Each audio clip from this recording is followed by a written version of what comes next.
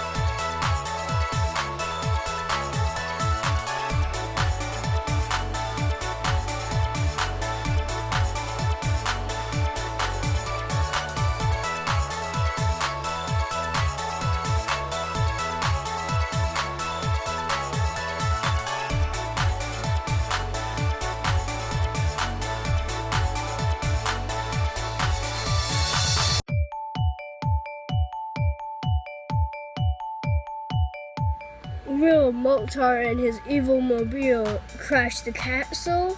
Find out next time on That Kid Jack.